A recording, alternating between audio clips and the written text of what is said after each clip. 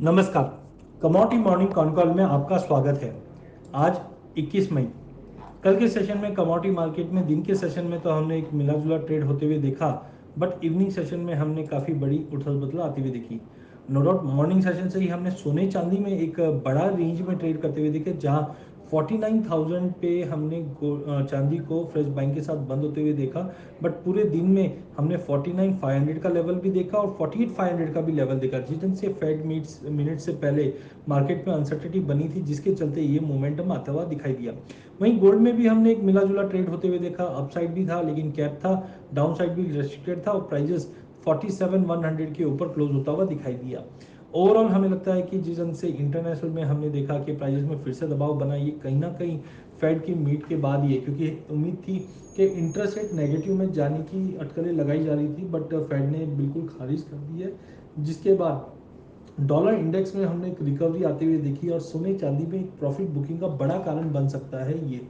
Unless and until 1770 का level international में और 1840 का लेवल चांदी इंटरनेशनल में नहीं तोड़ती है, पॉसिबिलिटी एक बड़े गिरावट के लिए सोने और चांदी में तैयारी करके रखना चाहिए। नो डाउट ये एक फेड के जो अपडेट के बाद का आउटलुक है, बट इसके बावजूद कोविड-19 के जो सेकेंड वेव है, ये अभी भी गोल्ड और सिल्वर को इम्पैक्ट करेगी, क्योंकि अगर सेकेंड वेव स्टार्ट होता है तो आप समझिए कि हम फरवरी में जहाँ पे खड़े थे गोल्ड और सिल्वर में, वहाँ पे इस वक्त खड़े रहेंगे, क्योंकि सेकेंड वेव थोड़ा और डेडली हो सकता है, और जिसके चलते वापस ग्लोबल मार्केट में फरवरी मार्च अप्रैल में हमने जो एक सेल ऑफ देखा वैसा कुछ बन सकता है, तो अगेन गोल्ड और सिल्वर को सपोर्ट मिल जाएगा।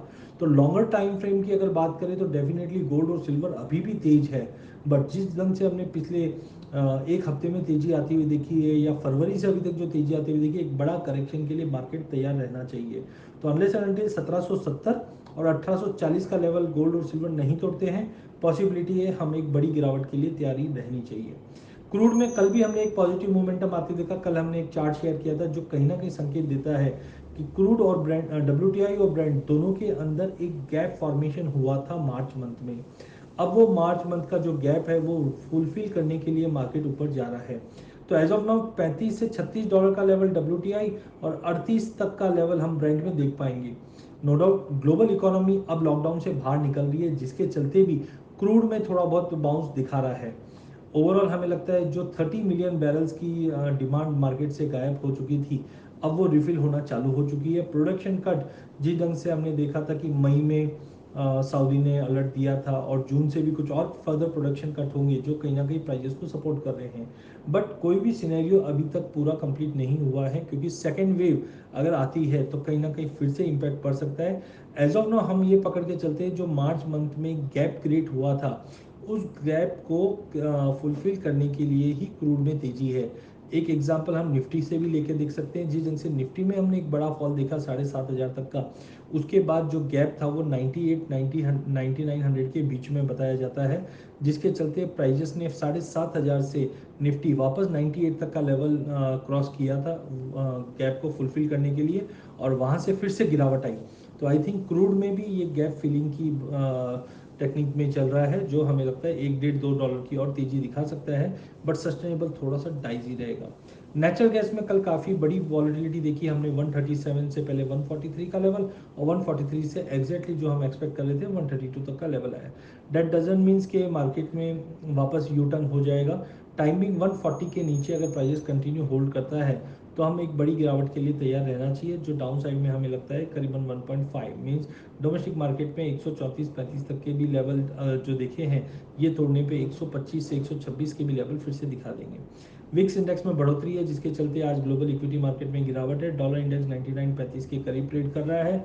ओवरऑल सेंटीमेंट कमोडिटी का आज थोड़ा सा वीक दिखाई दे रहा है।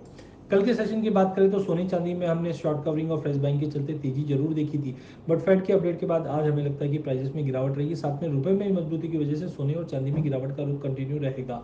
47,000 का लेवल तोड़ने पे हम 46,400 तक के लेवल गोल्ड में, वहीं 49 के नीचे कंटिन्यू ट्रेड करने पे वॉलिटिलिटी ज़्यादा है, स्टॉप लॉस आपका 49,600 का ही बनेगा, और डाउन साइड में 48,200 से 47,500 तक के भी लेवल हम चांदी में देख पाएंगे।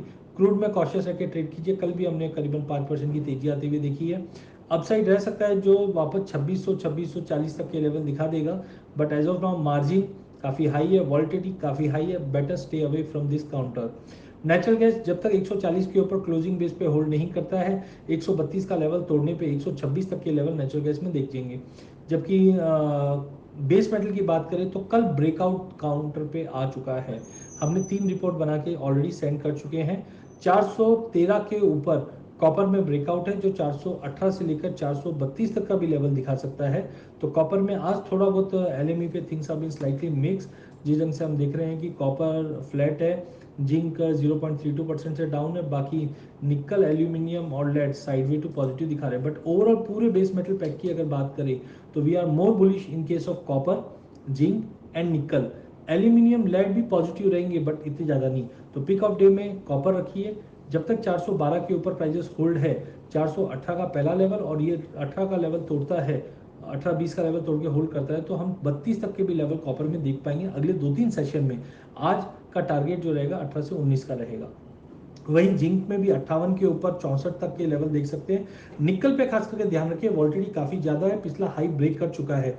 945 के ऊपर कंटिन्यू होल्ड करने पे पिक ऑफ द वीक हम पकड़ के चल सकते हैं, क्योंकि टेक्निकली 945 के ऊपर सीधा जो टारगेट